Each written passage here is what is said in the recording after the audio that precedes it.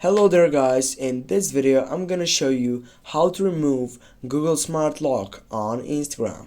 First guys, you need to jump up from your Instagram to your settings site on your phone, and then you need just to scroll down and find for password security. Then you need to scroll down again and go for the fourth selection that says privacy.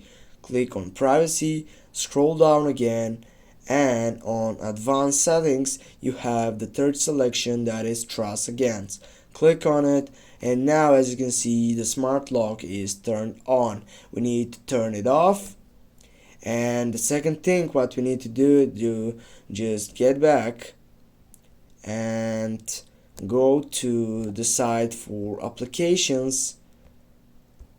Right after that, manage applications, go for the search box, type for Instagram, go for it, and then for clear data go for clear K, go OK.